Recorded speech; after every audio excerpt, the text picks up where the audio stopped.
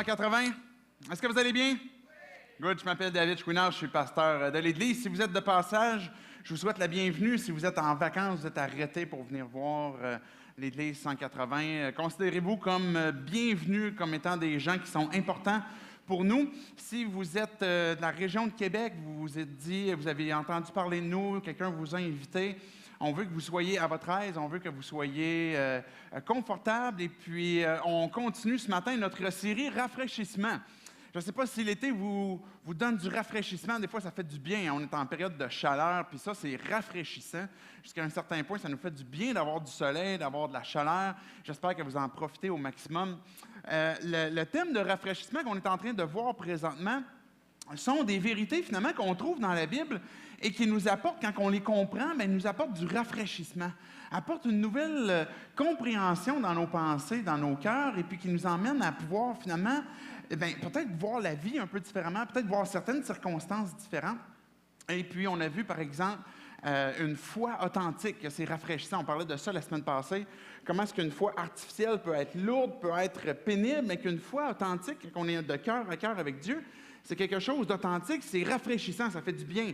On voyait aussi la toute première semaine le bonheur rafraîchissant. Un bonheur qui, on est tous en quelque sorte un peu sur une quête de bonheur, en train d'aller essayer de chercher des choses qui nous font du bien. Et on a vu que justement, il y a un bonheur qui nous est accessible, qui nous est donné, que Dieu veut nous donner et puis qu'on peut saisir et puis qui est rafraîchissant. Ce matin, le sujet que je veux qu'on parle, c'est la justice. Souvent, quand on parle de la justice ou quand on pense à la justice, on pourrait avoir peut-être une connotation plus négative ou un peu plus lourde de ce que c'est la justice. Et quand on va regarder tantôt, on va éplucher un peu plus ce que c'est la justice divine, bien, on va réaliser que c'est quelque chose de réellement rafraîchissant. Du moins, j'espère avoir été capable ce matin de vous le communiquer. Et en même temps, je veux tout de suite d'emblée vous dire que ça m'a donné beaucoup de fil à retordre parce que la justice est un sujet qui pèse à peu près 5 tonnes. Là. Et puis, il y aurait beaucoup de choses à dire là-dessus. Possiblement qu'on pourrait faire une série en ce qui concerne la justice de 5 dimanches. Mais on va voir ce matin, finalement, de façon brève, ce que c'est la justice rafraîchissante, selon Dieu, la justice que lui veut nous communiquer. Et pour commencer, je vous ramène à l'occasion cette image-là. Si tu peux mettre, s'il te plaît, David, la première slide en ce qui concerne la marche. A21 est une organisation qui s'investit dans le trafic sexuel. Il y a une marche qui s'en vient pour dénoncer le trafic sexuel. Par exemple, il y en a dans toutes les villes à travers le monde. Il y en a une qui s'en vient à Montréal le 15 octobre 2016. C'est un samedi. Et le but, c'est d'abolir l'esclavage, du moins de contribuer à abolir l'esclavage moderne, un pas à la fois. L'année passée, ils ont fait l'expérience justement à Montréal. Et là, vous pouvez voir un peu plus. Si vous voulez plus d'informations, vous pouvez aller voir sur a21.org. Et puis, vous allez voir un peu les informations qui sont là. Et la raison pour laquelle je vous en parle, c'est pour faire le lien avec la justice, mais aussi pour vous communiquer l'opportunité que l'on a, même en Église 180, de pouvoir s'investir dans un organisme qui va lutter contre le trafic humain, l'esclavage sexuel, qui est finalement l'esclavage qui est le plus répandu à travers le temps de l'histoire de l'humanité. Ce qu'on peut recenser, ce qu'on peut voir, c'est qu'il n'y a jamais eu autant d'esclavage qu'à notre époque. C'est juste que cet esclavage-là, il est très caché, il est très insidieux, puis on a de la difficulté à mettre la main dessus. Fait que A21 organise cette marche-là. On peut, si vous avez à cœur de participer à cette marche-là, je voulais vous en donner connaissance pour qu'on puisse, si on a suffisamment de gens, organiser un transport pour qu'on puisse y aller ensemble. On pourra voir s'il y a d'autres églises de la région qui veulent se joindre. Et aller à Montréal le 15 octobre, de mémoire, la marche est de 13h à 15h. Et il y a vraiment un message qui est véhiculé à travers cette marche-là où on s'investit contre ce trafic-là qui existe. Maintenant, quand je montrais la deuxième slide qui montre un peu comment est-ce qu'ils vont fonctionner, peut-être qu'on peut la remettre. L'organisme comme tel va s'investir non seulement à faire connaître les difficultés, mais il va faire de la prévention, il va faire de la protection, il va faire de la prosécution, c'est-à-dire qu'ils vont s'assurer de traduire en justice les gens qui sont coupables de ça, et du partnership, c'est-à-dire avec nous, pour qu'on puisse s'investir dans cet organisme-là. Cet organisme-là s'investit contre, existe, il y a une phrase qui est là, A21 existe pour abolir finalement l'injustice au 21e siècle. Il y a dans notre monde, dans notre société, encore évidemment beaucoup d'injustices, beaucoup de gens qui souffrent et qui sont dans une position justement où ils ont besoin d'aide. Ils ont besoin de gens qui vont s'investir, des partenaires qui vont s'investir pour lutter pour la justice qui nous concerne, qui est autour de nous. Et dans les interventions qui étaient mentionnées, mais il y avait par exemple de traduire en justice, mais aussi de s'investir. Et quand on va regarder ce matin le thème de la justice, on va voir que ça va plus loin que notre compréhension que de juste la justice, c'est une démarche qui traduit les gens en cours pour recevoir un jugement. C'est beaucoup plus que ça. La justice, on va voir qu'elle se développe sur 3 aspects en particulier qu'on va relever ce matin. Pour relever les 3 aspects de la justice, je veux tout simplement vous communiquer un mot qui est dans la Bible qui est mishpat. Mishpat est un mot hébreu qui revient à plus de 200 fois dans l'Ancien Testament, qui est traduit généralement par le mot « justice ». Mais quand on regarde le contexte de ce mot-là aux endroits qui est utilisé, on va finalement réaliser que ce mot-là qui traduit « justice » signifie d'acquitter ou de punir toute personne sur le mérite sans discrimination de race ou de statut social. Alors, ça va signifier finalement de donner aux gens leurs droits, mais ce qu'ils méritent aussi en fonction du mal qu'ils auront fait.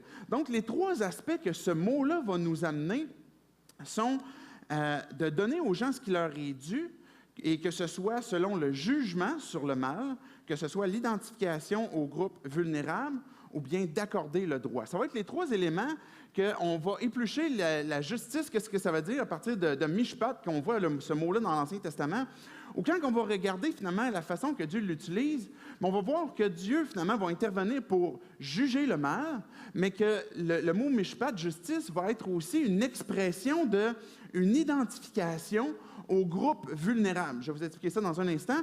Et le 3e aspect qui est accorder le droit. Il y avait, par exemple, juste pour expliquer brièvement ce que c'est accorder le droit, il y avait dans l'Ancien Testament des prêtres. Donc, il y avait une famille en particulier qui, de par génération, c'était une famille de prêtres, la famille d'Aaron. Et puis, on voit, par exemple, dans Deutéronome 18, que les prêtres avaient certains droits qui leur étaient dus. Par exemple, les prêtres, les Lévites, n'avaient pas le droit d'avoir un héritage, par exemple, du pays, ou avoir certains héritages que les autres tribus avaient droit. Mais un des avantages que les Lévites et les prêtres avaient droit était que le peuple devait apporter aux prêtres, par exemple, les premières parts en ce qui concerne, par exemple, les moissons, en ce qui concerne les récoltes, en ce qui concerne même les animaux, en ce qui concerne même la fourrure de certains animaux. Donc, le peuple devait fournir un certain pourcentage de leurs revenus aux Lévites, aux prêtres, pour qu'ils puissent exercer leurs fonctions. Et ça, la Bible emploie cette expression-là dans Deutéronome 18 comme la mishpat des prêtres. Donc, c'était la justice des prêtres, c'est-à-dire que ce n'était pas tant un jugement sur le mal qui était rendu, ce n'était pas une identification non plus au groupe vulnérable, mais c'était finalement le peuple qui donnait ce que les Lévites avaient droit de recevoir. C'est ce qu'on appelait la mishpat, par exemple, des prêtres. Donc, eux, ils étaient en droit de recevoir quelque chose. Donc, la justice comprend, même encore aujourd'hui dans notre société, bien, ces 3 volets-là qu'on va voir un peu plus en détail ce matin à travers particulièrement 2 textes du Nouveau Testament dans Romains. Fait que j'aimerais qu'on puisse prier, que Dieu vienne toucher nos cœurs, que Dieu vienne nous parler pour que cette vérité soit palpable et qu'elle soit finalement applicable concrètement à nos vies. Prions. Dieu, on vient devant toi pour te louer et puis pour t'adorer parce que tu mérites toute notre attention. Dieu, tu es celui qui place notre foi en toi, qu'on croit comme étant notre papa, qu'on croit comme étant notre sauveur, notre Seigneur, celui qui vit en nous. Dieu, tu as ce désir de communiquer qui tu es. Et ce matin, on prie que tu puisses nous communiquer quelle est cette vérité en ce qui concerne ta justice. Qu'est-ce qui te concerne en ce qui concerne la justice, Dieu, pour qu'on puisse bien la saisir et qu'elle puisse être rafraîchissante pour nos vies. parce que ça fait partie de ta nature. Donc, on veut apprendre à te connaître ce matin. Et que chacun d'entre nous, par ton esprit, tu puisses venir nous communiquer ce que tu t'attends de nos vies. Et puis c'est par ton puissant nom, Seigneur Jésus, qu'on prie ces choses. Amen. OK, donc,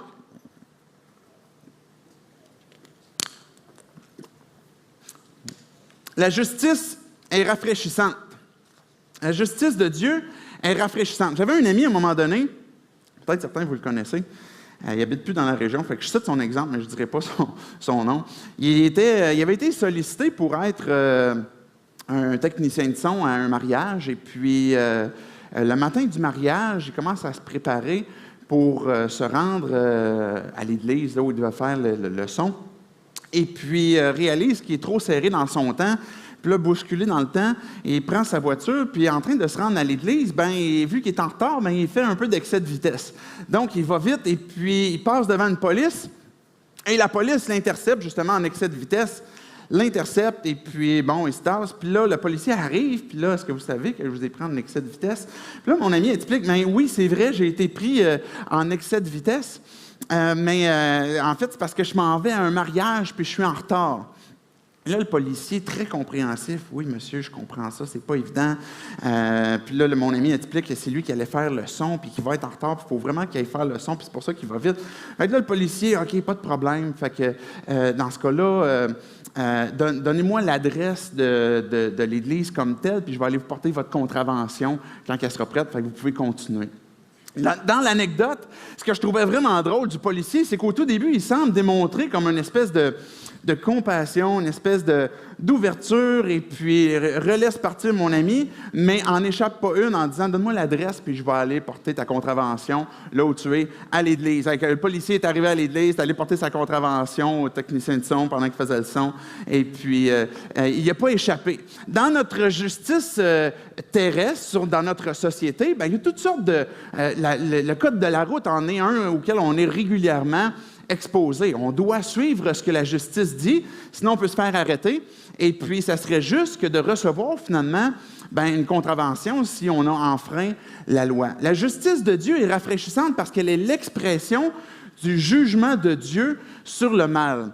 Quand on dit ça comme ça n'a pas l'air très rafraîchissant parce qu'on parle de jugement, on parle de justice, on parle de jugement sur le mal, mais en même temps, c'est une belle et bonne chose. Quand on pense à la justice, il faut comprendre qu'il y a deux points de vue en ce qui concerne la justice. Il y a le point de vue de Dieu qui est finalement ce qui est vrai, ce qui est pur, ce qui est droit, du point de vue de Dieu. Donc, Dieu a établi un code de conduite, a établi une loi. Dans les textes qu'on va lire tantôt, quand on va parler de la loi, on va faire référence particulièrement à la loi de Moïse. Donc, dans l'Ancien Testament, vous avez peut-être déjà vu le film Moïse, là, et puis avec les tables de la loi. Donc, il y avait les 10 commandements, mais en fait, c'est beaucoup plus que 10 commandements. Il y a plus de 600 quelques lois qui sont données et que les Juifs pratiquaient. Et puis, c'était un code pour exprimer, par exemple, les fêtes religieuses, un code moral et un code aussi de société. Donc, ce n'était pas uniquement que religieux, mais il y avait aussi, il faut comprendre que c'était des esclaves qui étaient en Égypte et que là, ils quittaient un peuple qui était organisé. Puis là, eux, ces esclaves-là, devaient eux aussi s'organiser. Donc, toute société, de toute époque, a besoin d'un code, a besoin d'une loi, a besoin d'une façon de fonctionner dans la société, sinon c'est le chaos. Donc, qu'on soit croyant ou non, on peut pas faire autrement que de réaliser ça. Donc, Dieu a exprimé son code, le code moral, a exprimé sa loi à travers, par exemple, Moïse à ce moment-là. C'est ce qu'on appelle la loi de Moïse. Et là, les Juifs s'étaient mis à pratiquer cette loi-là. Et puis, sans comprendre que la loi devait être comme un enseignant, comme un tuteur, un pédagogue qui nous conduit à Dieu pour réaliser notre besoin et notre incapacité à accomplir la loi parfaitement. Maintenant, la deuxième loi, ou la deuxième plutôt justice de l'autre point de vue qui existe, mais c'est celle qui est humaine. Donc, d'un point de vue humain, on a les mêmes caractéristiques de la justice, c'est-à-dire qu'on croit que c'est vrai, que c'est pur, que c'est droit, mais d'un point de vue humain. Maintenant, le problème avec la justice du point de vue humain c'est qu'elle a été distorsionnée, elle a été tordue à partir du moment de la chute. Fait que peut-être vous avez déjà entendu cette expression-là, la chute. Qu'est-ce que ça veut dire? C'est quoi? Vous avez déjà peut-être entendu parler d'Adam et Ève. Il faut comprendre que cet événement dans l'histoire de l'humanité est vraiment un événement marquant. C'est-à-dire qu'au moment de la chute, c'est-à-dire que c'est le moment où Adam et Ève ont décidé de prendre le fruit qui était interdit. Ce fruit interdit-là, plusieurs groupes religieux disent que c'est telle affaire ou c'est telle affaire, c'est la sexualité, puis ils n'auraient pas dû coucher ensemble. Ça n'a rien à voir, c'est pas ça du tout. En fait, quand que Dieu a placé l'arbre dans le jardin, c'était pour donner l'opportunité à l'humanité de choisir. Parce que s'ils n'avaient jamais eu le choix d'obéir à Dieu puis de le glorifier, bien, quelle gloire est-ce que Dieu en tire? Maintenant, quand que Dieu place l'humanité devant un choix, regarde, ce fruit-là, tu ne peux pas le prendre. Je ne veux pas que tu le prennes. Et si maintenant l'humanité décide de le prendre, mais il se rebelle contre Dieu. Donc, c'est ça que Adam et Ève, nos représentants, ont fait. Et à partir de ce moment-là, la mort, la Bible dit, s'est étendue sur tous les hommes. Donc, au moment de la chute, ce qui s'est produit, c'est que le serpent qui était dans l'arbre, mais a dit à Adam et Ève, j'ai apporté le texte, là, Genèse 3, versets 4 et 5, « Alors le serpent dit à la femme, vous ne mourrez point. » Parce que Dieu avait dit, si vous prenez ce fruit-là, vous allez mourir. Vous allez être séparés de moi. Parce que finalement, ça va être l'expression d'une rébellion, d'une déclaration d'indépendance à mon égard. Et là, étant déclaré indépendant de moi, vous n'êtes plus dans le plan que j'ai créé pour vous. Parce que dans le plan que j'ai créé, c'est pour qu'on puisse vivre ensemble. Et si vous touchez ça, bien, vos cœurs vont être séparés de moi. Et ça, c'est la mort. C'est la mort. Pas juste la mort physique, mais c'est la mort spirituelle. On est comme un grille-pain qui n'est plus branché dans le courant. On n'a plus rien, là. On a besoin de cette vie. Bon, bref, je continue de lire le texte. Donc, le serpent dit à la femme, « Vous ne mourrez pas. » Fait que là, il va mentir. Mais Dieu sait que le jour où vous en mangerez, vos yeux s'ouvriront et que vous serez comme des dieux, connaissant le bien et le mal. À partir de ce moment-là, ce que le serpent est en train d'apporter comme tentation à Adam et Ève, c'est finalement d'établir leur propre justice sur une compréhension du bien et du mal, et de pouvoir intervenir comme ce qu'eux, ils le veulent, comme ce que nous, on le veut. Donc, cet événement-là vient tout changer, parce qu'une nouvelle justice fait ici son apparition au moment de la chute, celle du bien et du mal selon le point de vue de l'homme. Donc, cette justice-là que nous, on a, elle a des bonnes choses dedans. Notre perception de la justice ou notre compréhension de la justice, il y a de bonnes choses. Elle n'est pas complètement absolue, tordue. Mais elle est tordue à cause du mal qui s'est infiltré dans nos vies et elle n'est plus correspondante au point de vue divin de la justice de Dieu. Et c'est là que finalement, il y a une expression du jugement de Dieu sur le mal. Et on va lire le premier texte. Je vous disais qu'on avait deux textes. On va lire le premier texte qui est dans Romains 2. Et puis, je vais le commenter au fur et à mesure pour que vous puissiez comprendre qu'est-ce que le texte dit. Donc, Romains 2, les versets 1 à 15. Le texte dit, « Qui que tu sois, homme, toi qui juges, tu es donc inexcusable. En effet, en jugeant les autres, tu te condamnes toi-même, puisque toi qui juges, tu agis comme eux. Nous savons que le jugement de Dieu contre ceux qui agissent ainsi est conforme à la vérité. » Le contexte de ce texte-là, qui fait suite évidemment au chapitre 1 de Romains, c'est des gens qui voient du monde agir d'une mauvaise façon et pour se déculpabiliser d'une certaine façon et éviter en quelque sorte le jugement de Dieu, bien, ils vont juger les gens qui font certains mauvais comportements à leurs propres yeux, à leur propre compréhension, sans considérer qu'eux agissent aussi avec injustice. Donc, Jésus il disait, à un moment donné, dans les évangiles, mais jugez pas parce que vous allez être jugés de la même façon que vous serez jugés. Vous allez être jugés avec le même poids avec lequel vous aurez évalué les gens. Donc, quand on parle de justice, on parle de jugement, donc les deux vont vraiment ensemble, et du jugement, bien, va découler aussi bien, des juges, des gens qui vont intervenir, et c'est ça que le contexte est en train de dire, c'est que vous jugez vous-même, vous établissez votre propre justice en faisant fi de la justice de Dieu, et sur votre propre justice, de ce que vous considérez de bien et de mal, bien là, vous dites aux autres, tu fais bien et tu fais mal, tu devrais faire ça, tu ne devrais pas faire ça, tout en oubliant que toi aussi, tu fais mal, et toi aussi, tu agis mal. Donc, tantôt, je parlais que dans la chute, on est chacun d'entre nous, on a reçu ces représentants en Adam et Ève, dans lesquels, à partir de ce moment-là, la mort est entrée. Mais en même temps, si vous faites un examen de conscience, puis vous réfléchissez sur vos propres vies, vous allez rapidement constater que vous avez péché à un moment donné, vous avez mal agi, vous avez, à un moment donné, fait le mal. Puis peut-être que pour certains, ça va être très évident, vous dites, oui, je sais, je suis pris dans quelque chose que je ne suis pas capable de me sortir. Et si vous pensez que vous êtes des bonnes personnes, pensez juste un instant, est-ce que les fois vous avez été hypocrite, les fois vous avez été orgueilleux, les fois vous n'avez pas dit complètement la vérité? Parce que le mal n'est pas juste de ce qui sort, de ce qui paraît, mais aussi dans nos cœurs. Et premièrement, dans nos cœurs, dans nos pensées. Et ça, Dieu en est conscient, Dieu le voit, Dieu il le sait, puis il est un juste juge. Donc, je continue d'expliquer le texte. On va poursuivre à partir du verset 3. Et penses-tu, là, au verset 3 et 4, il va dire deux choses. Premièrement, penses-tu, toi qui juges les autres de tels actes, et qui les fais aussi, que tu échapperas au jugement de Dieu? Ou méprises-tu les richesses de sa bonté, de sa patience et de sa générosité, en ne reconnaissant pas que la bonté de Dieu te pousse à changer d'attitude? Par ton endurcissement et ton refus de te repentir, tu t'amasses un trésor de colère pour le jour où Dieu révélera sa colère et son juste jugement, et il traitera chacun conformément à ses actes. Dieu, ce qui est rafraîchissant dans ce texte-là, je sais, vous lisez ça, et vous dites, il me semble que c'est un petit peu lourd. Il y a quelque chose de rafraîchissant là-dedans, que Dieu est juste, que Dieu n'en laisse pas passer. Que Dieu, si à un moment donné, vous aspirez à une justice qui va s'établir sur la terre, à une justice qui va rendre réellement justice. On parlait tantôt des gens qui ont été kidnappés pour faire du trafic humain, pour être esclaves sexuels.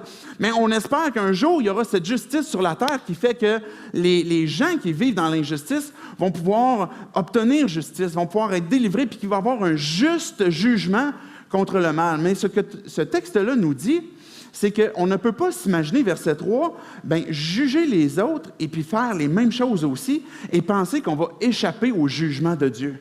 Donc, chacun d'entre nous, on aura à passer devant Dieu et à être évalué, parce qu'il dit au verset 6, « Il traitera chacun conformément à ses actes ». Ce que ce verset-là est encourageant, c'est qu'on ne peut pas tromper Dieu par des avocats crapuleux. On ne peut pas tromper Dieu par des présentations bien montées. On ne peut pas tromper Dieu sur des mensonges qui sont bien tissés. Dieu, il le voit. Dieu, il connaît. Dieu, il est capable de voir les actions des hommes. Il est capable de connaître les pensées des hommes. Il est capable d'évaluer nos œuvres. Et Dieu va agir justement, avec justice, sur chaque chose qui aura été commise en pensée, dans nos cœurs ou en action. Et ça, c'est une belle et bonne chose, parce que ça fait partie de la nature de Dieu. Vous devriez dire amen à ça. Dieu est juste. Ça fait partie de sa nature. Si vous recherchez la justice, c'est une personne, c'est Dieu. Dieu est juste. Et Dieu va évaluer puis va donner un juste jugement. Mais il dit quand même au verset 4, qu'il ne faut pas mépriser la richesse de sa bonté, de sa patience, de sa générosité. Parce que présentement, vous n'êtes pas écrasé, vous n'êtes pas encore condamné. Si vous n'avez jamais placé votre foi en Dieu, il y a un appel pressant que Dieu te fait ce matin. C'est que présentement, il y a un jugement qui existe. Il y a une condamnation qui existe pour ceux qui n'ont pas placé leur foi en Jésus-Christ. Et je vais en parler tantôt dans quelques instants, mais il y a une condamnation qui demeure. Mais Dieu, présentement, est patient et utilise divers moyens pour te rejoindre, pour te parler, pour te dire « Hey, regarde, tu as besoin de moi. Regarde dans ta vie, là, est-ce que tu vois le mal avec lequel tu es pris, avec lequel tu luttes? Est-ce que tu vois que tu essayes de t'en sortir, puis tu luttes, puis tu es conscient des différentes lois, des différentes choses que je demande, puis que je réclame. Tu es peut-être attentif à la justice qui est selon ma perception, mais est-ce que tu vas changer ton comportement? Est-ce que tu vas reconnaître ça comme étant vrai? Parce que le texte, il dit, verset 5, « Par ton endurcissement et ton refus de te repentir, de changer tes pensées à l'égard de la justice de Dieu, tu t'amasses un trésor de colère pour le jour où Dieu révélera sa colère et son juste jugement. » La Bible dit qu'il est réservé aux hommes de mourir une seule fois, après quoi vient le jugement. Donc, tant et aussi longtemps qu'on a cette opportunité de respirer, Dieu il nous interpelle, et ce qu'il est en train de faire ce matin, c'est il y a un jugement qui est là. Il est juste, il est parfait, et je vais intervenir pour que la justice s'établisse sur la terre. Je continue de lire à partir du verset 7. « À ceux qui, par leur persévérance à faire le bien, recherchent l'honneur, la gloire et l'incorruptibilité, il donnera la vie éternelle. » On parle d'éternité. Parce que l'enjeu de ce jugement ou de cette condamnation, ou de cette délivrance, de cette liberté, de ce salut qui nous est donné, c'est non seulement ta vie sur terre, mais c'est beaucoup plus que ça, c'est ta vie éternelle. Donc, si tu en viens à un point de dire, oui, je reconnais que je suis une âme vivante, là, que je suis plus qu'une enveloppe corporelle, il y a quelque chose de vivant qui vit en moi, et cette âme a besoin de retourner vers le berger de mon âme, vers celui qui m'a créé, parce que présentement, étant moi aussi dans la chute, à cause d'Adam et Ève, ayant moi aussi péché, mais j'ai besoin de reconnecter avec Dieu. J'ai besoin de comprendre que mon éternité est en jeu. Verset 8. « Mais il réserve son indignation et sa colère à ceux qui, par esprit de révolte, rejettent la vérité et obéissent à l'injustice. » L'injustice selon Dieu. Peut-être que pour nous, c'est justice. Mais ce qui ultimement, celui qui est le juge et qui donne justice, c'est Dieu. Donc, on ne pourra pas s'ostiner avec Dieu. Verset 9, il dit, « La détresse et l'angoisse atteindront tout être humain qui fait le mal, le juif d'abord, mais aussi le non-juif. La gloire, l'honneur et la paix seront pour tout homme qui fait le bien, le juif d'abord, mais aussi le non-juif. Car, verset 11, « Devant Dieu, il n'y a pas de favoritisme, parce que Dieu est juge. » Donc, à l'époque où Paul est en train d'écrire ça, il y avait des Juifs à l'Église, il y avait des gens d'autres nations, qu'on appelle des païens, des gens d'autres pays. Et Dieu, il dit, que tu viennes d'un autre pays, que tu sois québécois ou que tu sois un Juif, que tu aies grandi avec la connaissance de ce que c'est la loi juive, je ne fais pas de favoritisme. Et il y a une évaluation juste qui est faite par Dieu. Maintenant, verset 12, et on conclut jusqu'au verset 15. « Tous ceux qui ont péché sans la loi périront aussi sans la loi, et tous ceux qui auront péché sous la loi seront jugés au moyen de la loi. » Je vous parlais tantôt que dans le texte, on voit le mot « loi ». Il faut se placer dans le contexte que quand Paul dit ça, c'est la loi juive. Donc, on est en train de s'adresser à, si tu as grandi avec la loi de Moïse, puis que tu as décidé d'appliquer cette loi-là, tu vas être jugé par la loi. Si tu as vécu sans la loi, donc que tu sois une personne d'une autre nation, un Québécois, puis tu n'as pas grandi avec la loi de Moïse, tu seras jugé sans la loi. Mais regardez bien la suite du texte. Il dit, « Tous ceux qui ont péché sans la loi périront aussi sans la loi, et tous ceux qui auront péché sous la loi seront jugés au moyen de la loi. » Verset 13. « En effet, ce ne sont pas ceux qui écoutent la loi qui sont justes devant Dieu, mais ce sont ceux qui la mettent en pratique qui seront déclarés justes. » Voyez-vous la nuance? C'est pas tout que de l'écouter, c'est pas tout de la connaître, c'est pas tout que de la savoir. Parce que ce qui fait la différence entre ce que je connais de la loi, ce que j'entends de la loi, et qui me justifie ou qui me condamne, c'est si j'ai la foi pour obéir à Dieu. C'est l'obéissance à la foi plus qu'à la loi. Et c'est ça qui fait la différence, c'est de la mettre en pratique. Et quand on se met à pratiquer la loi, je disais tantôt, mais ce qui arrive rapidement, c'est qu'on n'est juste tout simplement pas capable de la faire. Donc, il faut tout simplement dire, Dieu, je ne suis pas capable de la faire. Je ne suis pas capable d'un juste jugement, mais voici, tu me demandes d'agir toujours avec bien, de jamais faire le mal. Mais déjà, en partant, il est trop tard parce que j'ai déjà mal agi souvent dans ma vie.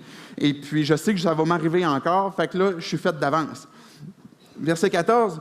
« Quand des non-juifs qui n'ont pas la loi font naturellement ce que prescrit la loi, ils se tiennent lieu de loi à eux-mêmes, bien qu'ils n'aient pas la loi. Ils montrent que l'œuvre de la loi est écrite dans leur cœur, car leur conscience en rend témoignage et leur pensée soit les accuse ou les défend tour à tour. Et c'est ce qui paraîtra le jour où, conformément à l'Évangile que je prêche, Dieu jugera par Jésus-Christ le comportement secret des hommes. Pas juste les actions, mais aussi les comportements secrets.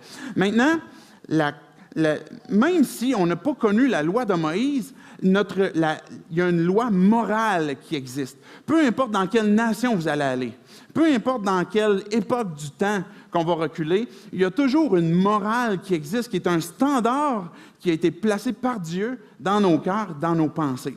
Et s'il n'y avait pas ça, qu'est-ce qui détermine le bien et le mal? On a à notre époque, et merci Seigneur, la loi de la Charte des droits et libertés, qui finalement exprime une justice sociale, qui exprime une justice à laquelle chacune des nations vont, en quelque sorte, puis là, il y a plusieurs nations qui ont signé pour dire « oui, on accepte ça ».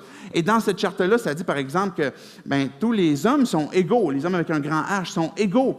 Enfants, vieillards, hommes ou femmes, ils ont des droits égaux. Ils ont le droit de citer dans un pays, ils ont le droit d'avoir un lieu d'habitation, ils ont le droit de quitter un pays pour revenir dans leur pays. Donc, c'est une justice qui existe, qui est une loi qui, à quelque part, reflète cette morale-là que Dieu a placée dans nos cœurs et qui est finalement ressortie pour établir une justice. Et cette justice-là, elle est bonne.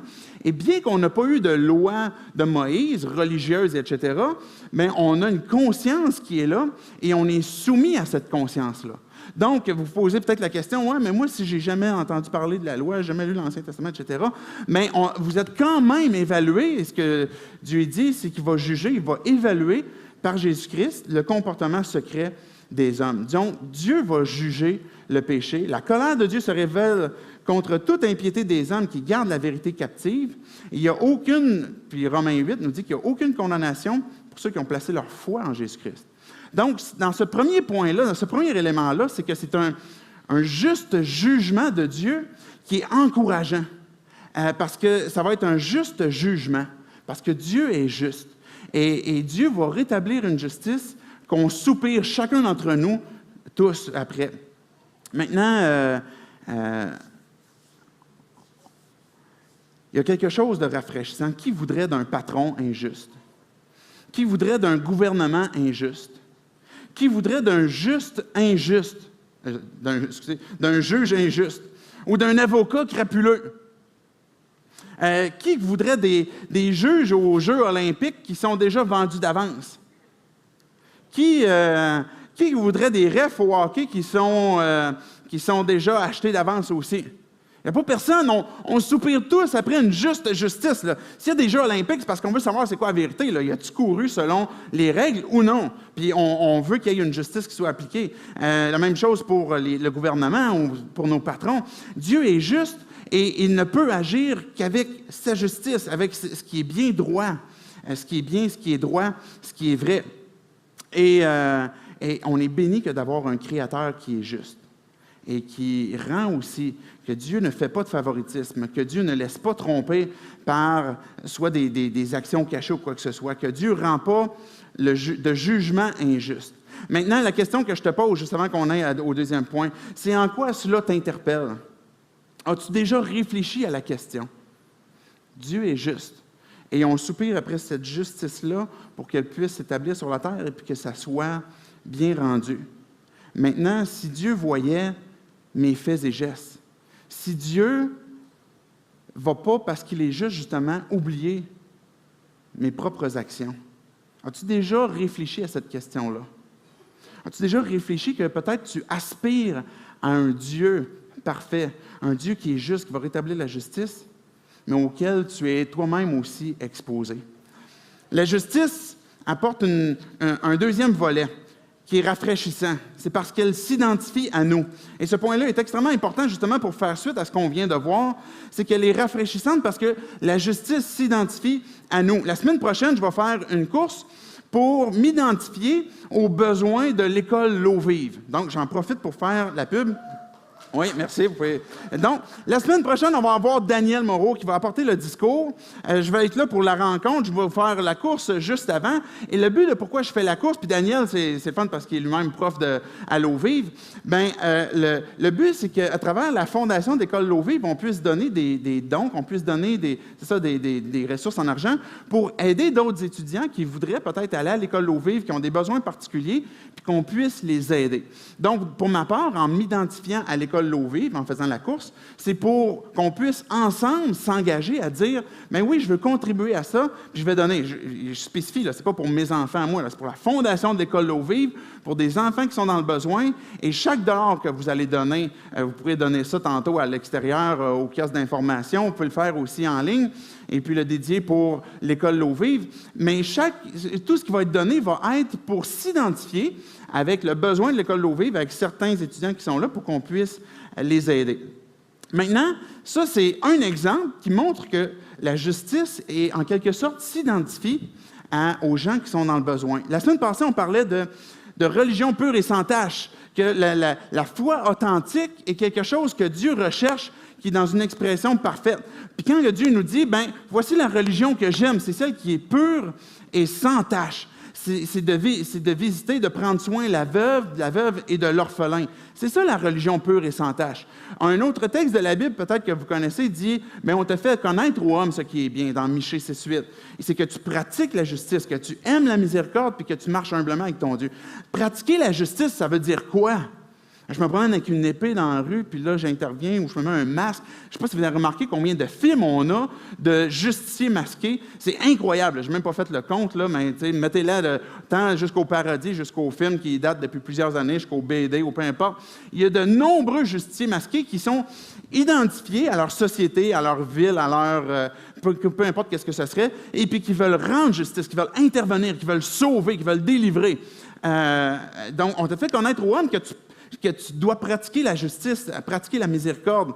On avait eu un autre texte il y a quelque temps aussi, rechercher premièrement le royaume et sa justice. Donc, quand on regarde le mot, tantôt je parlais de mishpa.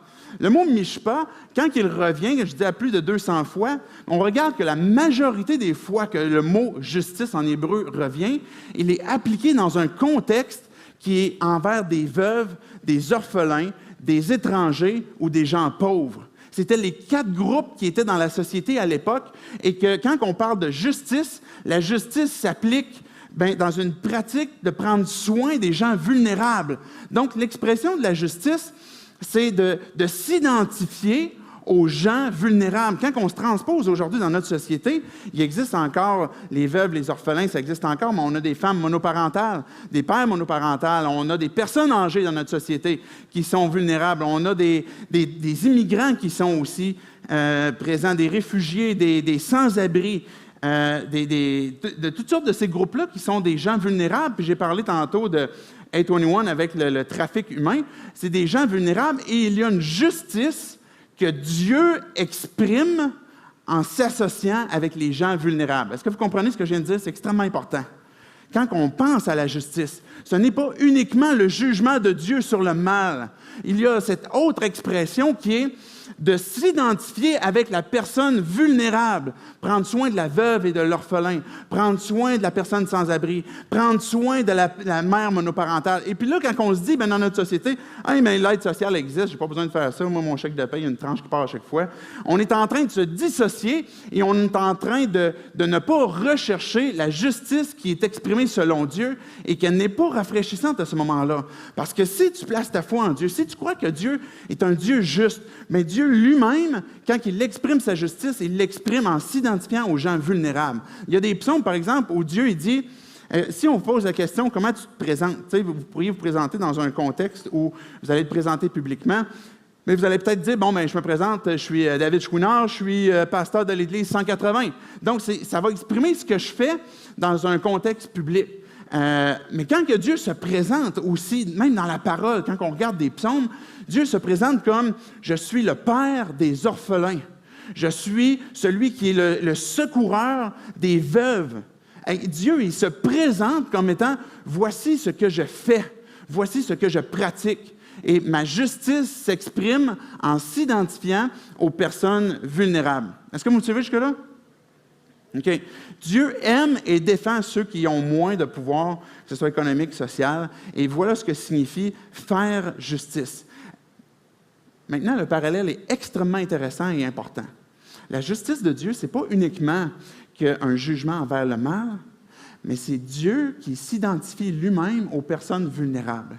Et quand Dieu il nous regarde, il nous voit comme des gens vulnérables. Il nous voit comme des gens qui sont perdus, des gens qui ont perdu la connexion d'origine de ce pourquoi tu as été créé. Et quand Dieu nous regarde de son ciel, il pleure. Il est attristé de voir notre perdition. Il est attristé de nous voir séparés de lui. Il voit notre pauvreté. Pas juste si vous êtes pauvre physiquement, Dieu le voit, oui, Dieu l'entend, mais notre pauvreté spirituelle. Et Dieu, quand il exprime sa justice, et non seulement il la voit, mais il s'associe à nous. Savez-vous comment est-ce que Dieu le fait? En envoyant Jésus s'associer à nous. Et quand vous réfléchissez à la vie de Jésus, tout le monde, que vous soyez croyant ou non, vous avez une connaissance de qui Jésus est. Et quand on regarde le personnage de Jésus dans les évangiles, on voit qu'il est né dans un endroit qui n'était pas rempli de richesses, dans une crèche, avec des parents qui étaient pauvres. Il a été lui-même réfugié, parti 2 ans en Égypte, où il est revenu aussi, où il était dans un pays où il y avait l'oppression d'un autre peuple qui était là. On voit Jésus qui se faisait appeler l'ami des pécheurs. Jésus a grandi parmi des gens qui ne faisaient pas toujours le bien. Et puis, Jésus s'est identifié à nous en se laissant toucher ou en touchant des gens qui étaient exclus de la société. Quand vous lisez les évangiles, vous allez voir des lépreux qui vont venir à Jésus puis qui vont le toucher, ou que même Jésus va lui-même toucher. Et ça ne se fait pas.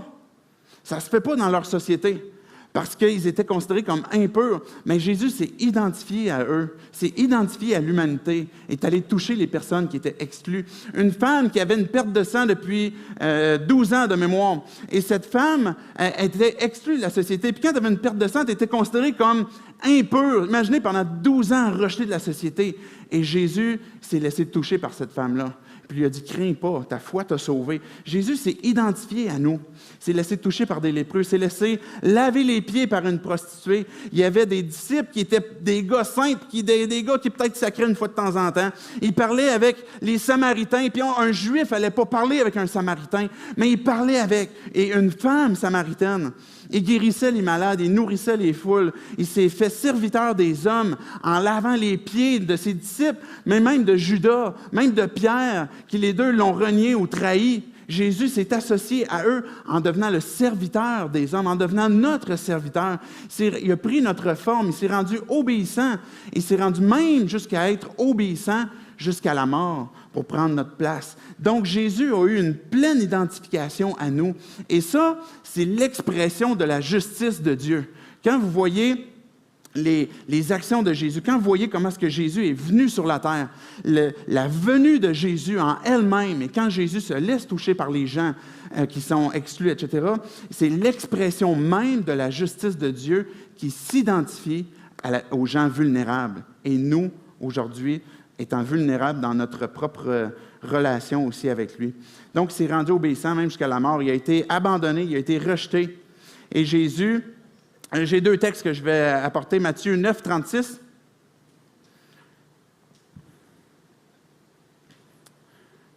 Voyant la foule, il fut ému de compassion pour elle, parce qu'elle était languissante et abattue comme des brebis qui n'ont point de berger.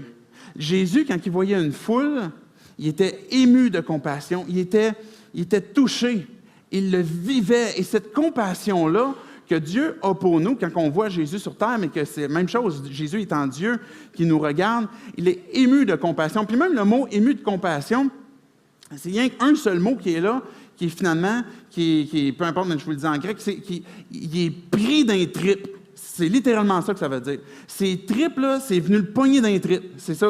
Et quand que Jésus dit qu'il a été ému de compassion, là, ça lui fait mal dans le ventre parce qu'il voit la foule. Pas parce qu'il a besoin de manger du pain, pas parce qu'il y a des pauvres ou des malades. Oui, ça le touche. Mais il voit la foule comme étant languissante, abattue, comme des brebis qui n'ont pas de berger. 2 Corinthiens 5, 21 dit « Le Christ, parlant de Jésus, était sans péché. Mais Dieu l'a chargé de notre péché. Alors maintenant, par le Christ, Dieu nous a rendus justes. » Donc, il y a dans la justice de Dieu un transfert qui existe par le fait que Jésus s'est identifié à nous.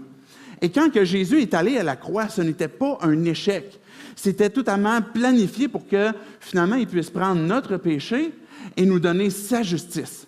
pour qu'on puisse maintenant revêtir sa justice, puis qu'on puisse être débarrassé de notre péché. Et c'est là que se passe finalement cette nouvelle vie, le moment où on reconnecte avec Dieu. Parce que quand je dis à Dieu, regarde Dieu, là, tu es juste, ton jugement, il est parfait, puis je sais que j'y échapperai pas. Parce que je sais, quand je réfléchis, j'ai moi-même été pécheur. Puis quand on se tourne vers Jésus, qui s'est identifié à nous, qui a pris la forme humaine, puis qu'on dit, Dieu, puisque tu t'es identifié à moi, il a été tenté comme nous en toutes choses, et il peut secourir ceux qui sont tentés parce qu'il s'est identifié. Je te dis, Jésus, je te donne ma vie, je te donne tous les péchés que j'ai faits, tous les péchés que j'ai faits, tous les péchés que je vais faire, et puis en échange, donne-moi ta justice, qui est parfaite, qui est complète, parce que lui était sans péché, il peut me donner son innocence, sa justice, son obéissance, et puis moi lui donner ma condamnation. Et ça, c'est un pas pire deal, si vous pouvez réfléchir là-dessus. Je vais inviter les musiciens à s'avancer. Je réalise que je dis beaucoup de stock un matin. Je savais, je vous avais dit, la justice, c'est un sujet qui pèse 5 tonnes. Il y a beaucoup de choses à dire là-dessus.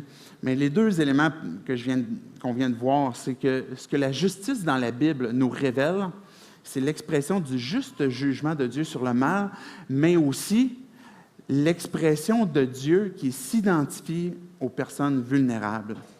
Maintenant, qu'est-ce que ça veut dire pour nous? En quoi est-ce que ça nous interpelle? Dieu a eu compassion de notre perdition. Il a vu notre pauvreté. Il a vu notre besoin d'être sauvé de la destruction. Il a vu notre besoin d'être sauvé pour notre éternité. Il a vu notre besoin de rédemption. Et Jésus a pris ma condition. Donc, il me comprend, il te comprend, il sait que c'est tough, il sait que tu es pris dans du péché, il sait que tu n'es pas capable de t'en sortir, il sait comment est-ce que tu es tenté, et il peut t'aider, il peut te secourir, il peut te délivrer parce que Jésus s'est identifié à toi et il est prêt à prendre tout ce mal qui te condamne, qui est ce jugement que Dieu donne sur le mal, et dire, quand j'ai été à la croix, là, j'ai été maudit pour toi, j'ai été séparé d'avec mon Père pour que toi, tu puisses entrer en relation avec lui. Ça, c'est la vérité qui concerne la justice de Dieu, la justice de Christ qui finalement est disponible pour nous. Et ça, c'est rafraîchissant parce que tout d'un coup, on se fait enlever un lourd fardeau que le mal nous apporte, cette condamnation, pour qu'on puisse vivre avec lui. Maintenant, pour conclure le dernier point, la justice de Dieu, elle est rafraîchissante parce qu'elle nous accorde le droit. Elle nous accorde des droits. Donc, à partir du moment où Jésus a pris ta place, il a pris ta condamnation, il t'a donné sa justice. Et maintenant, tu es libre. Maintenant, tu es vivant. Il n'y a aucune condamnation sur toi. Des fois, on vit comme des gens qui ont été délivrés d'un emprisonnement à vie, d'une condamnation à mort. On a été libérés de ça et des fois, on a envie de revenir un peu en prison juste pour faire du temps pour se déculpabiliser. Et Dieu, il dit non, ça n'a rien à voir, là. Tu es devenu mon enfant. Tu es devenu celui qui est en relation avec moi. Oui, on fait encore des péchés. Oui, on a encore des tentations. Oui, il y a encore des dépendances à laquelle on lutte. Sauf que la différence, c'est que tu as été justifié. Et ça te donne une nouvelle motivation de dire, Dieu, tu m'as justifié, tu m'as sanctifié. Et tu me donnes la victoire, et par toi, Jésus, je vais pouvoir avoir cette victoire-là. Des fois, on vit, je ne sais pas si vous vous souvenez de cette série qu'on a eue Back Home, de ce fils, le frère du fils prodigue, qui dit à son père, moi, là, tu sais, père, là, je ne comprends pas pourquoi tu donnes un veau gras à ton frère, à mon frère qui a dépensé ton bien avec des prostituées. Tu ne me donnes même pas un chevreau. Je ne sais pas si vous avez déjà vu un chevreau, là, qui est une chèvre, c'est déjà pas beaucoup, là, c'est déjà pas gros comparativement à un veau gras. Là, c'est comme un chevreau. Un poulet! Tu ne m'as jamais donné un poulet barbecue, tu sais, pour moi et mes amis. Et là, le père, il dit, ben, je comprends pas pourquoi tu parles de même. Tu es avec moi tout le temps, puis ce que j'ai est à toi. Parce que tu es mon fils. Pas parce que tu le mérites, pas parce que tu travailles bien dans le champ. Puis lui, s'il revient, c'est pas parce que, si je l'accepte, c'est pas parce que c'est pas si pire ce qu'il a fait. Parce que c'est grave ce qu'il a fait. Mais si je l'accepte, c'est parce que c'est mon enfant. C'est parce que c'est mon fils. Et c'est pour ça que je lui ai remis l'anneau au doigt. Et on a besoin de changer cette mentalité, si vous êtes des croyants ce matin, d'arrêter de vivre continuellement dans une culpabilité. Si vous faites le mal, il y a des repentances qu'il faut que l'on fasse. Mais pour qu'on continue continuellement, c'est un peu redondant, mais je veux vraiment insister, de lever les yeux vers Dieu, vers le ciel, puis dire, Dieu, j'ai besoin de toi. J'ai besoin encore une fois que tu interviennes dans ma vie parce que Jésus, tu m'as donné ta justice, tu m'as donné ton obéissance, tu m'as donné et tu comprends les tentations dans dans laquelle je suis et tu peux m'en délivrer. Et quand Satan vient pour te rappeler continuellement ton passé, rappelle-lui son futur, rappelle-lui où est-ce qu'il s'en va et lève les yeux vers le ciel. Approche-toi de Dieu, résiste au diable. On a besoin de faire cette démarche. Qu'est-ce qu'on va dire? Que dirons-nous donc de plus? Si Dieu est pour nous, qui sera contre nous? Lui qui n'a pas épargné son propre Fils, mais qui l'a donné pour nous tous, comment ne nous accordera-t-il pas aussi tout avec lui? Quand vous entendez des phrases aussi vraies, aussi belles, là, comme « Amen », vous pouvez le dire. Là. Qui accusera ceux qui sont choisis de Dieu? C'est Dieu qui les a déclarés justes. Qui peut t'accuser? Qui peut te condamner? Jésus-Christ est mort, bien plus, il est ressuscité, il est à la droite de Dieu et il intercède pour nous. Et nous sommes plus que vainqueurs grâce à celui qui nous a aimés. Good, enfin. En effet, j'ai l'assurance que ni la mort, ni la vie, ni les anges, ni les dominations, ni le présent, ni l'avenir, ni la puissance, ni la hauteur, ni la profondeur, ni aucune autre créature ne pourra nous séparer de l'amour de Dieu manifesté en Jésus-Christ, notre Seigneur.